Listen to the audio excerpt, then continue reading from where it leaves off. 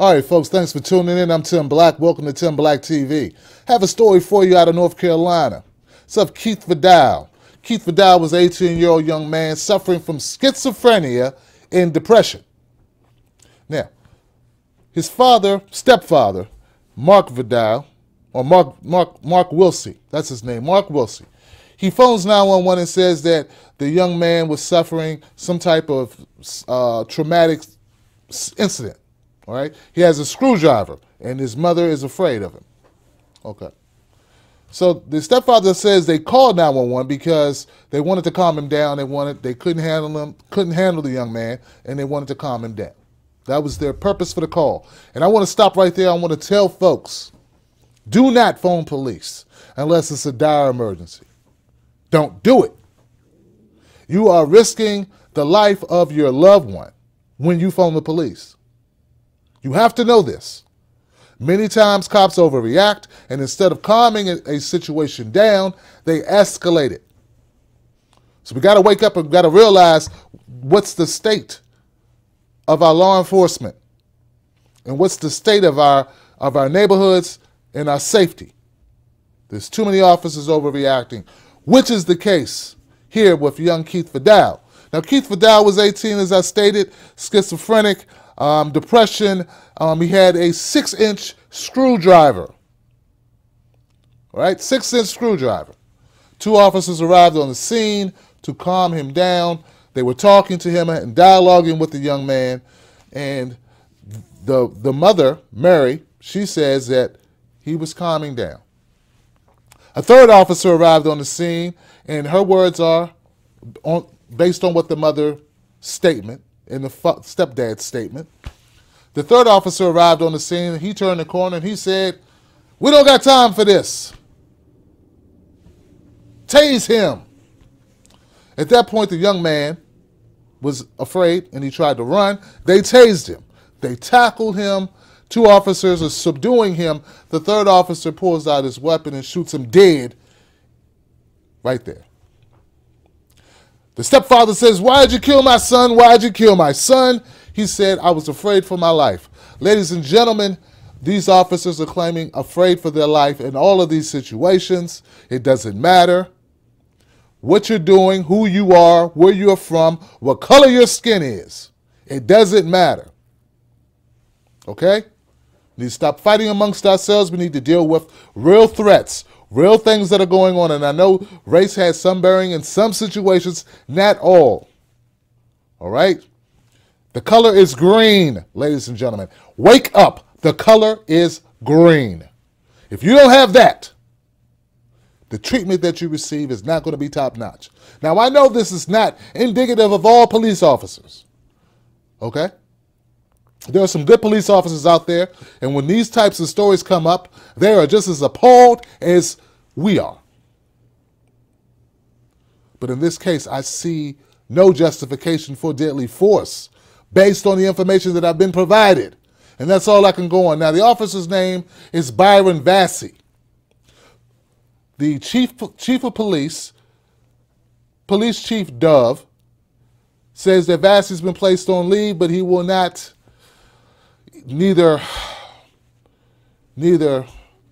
divulge or deny that Vassey was the one who shot, but since he's on administrative leave, which is standard procedure, protocol for a shooting, we're going to go ahead and assume that Vassey was the shooter. Another thing I left out is that this young man was only 90 pounds. So we're supposed to believe that 3 officers couldn't handle a 90-pound, 18-year-old kid without shooting him to death. Armed with a screwdriver. 6-inch. Stepdad says, if I knew you were going to shoot him, I would have took the screwdriver from him. If a screwdriver is going to cause you to kill my son,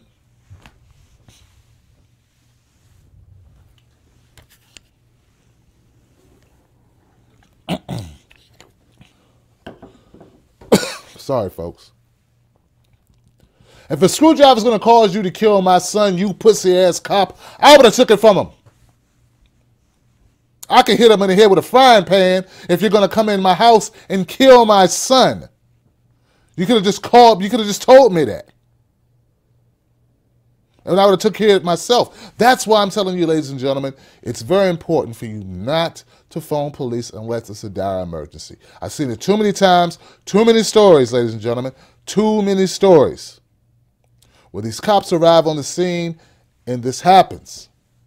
Now, I don't know what's going to happen with this case. I am going to follow this case, but just based on what I see now and what I've read you now, and you go to the description below, you'll hear the 911 calls. But based on this information, I see no justification. But they're getting away with it, ladies and gentlemen. They're getting away with it, and they're hiding behind their badges. And I'm tired of it.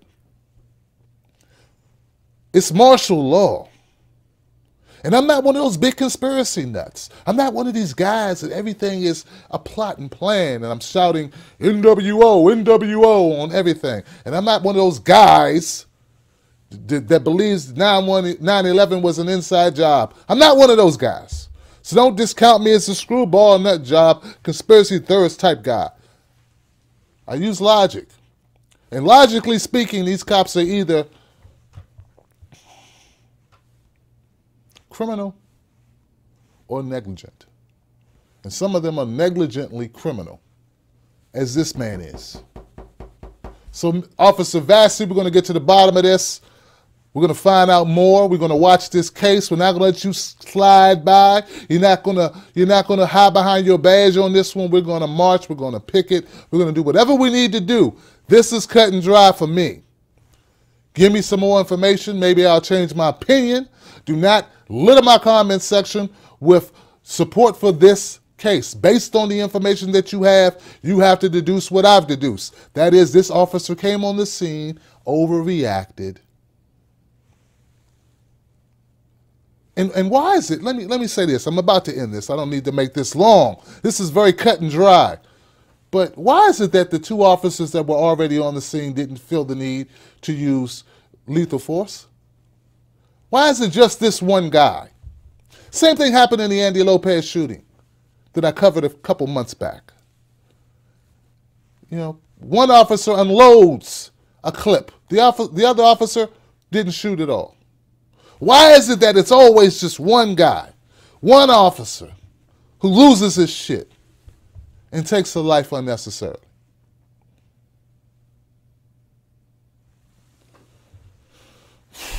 All right. That's it. It's very, very short. Very, very short. There's not much more to this. On a somber note, a more somber note, Mary Wilsey, the mother, had just buried her daughter just months before this, who died in an auto accident. So now she's burying two children in the space of a few months. And this, before it was an accident, this, I do not see this as an accident. This was murder. Second-degree murder. I'm about to leave you. Look in the description box for the 911 calls, and I'm going to tell you, ladies and gentlemen, I'm telling you, and I mean this from the bottom of my heart, so sincerely, ladies and gentlemen, do not phone police unless you absolutely need them. Because after they leave too many times, we need a coroner. When I say we, I mean you and I. The color is green.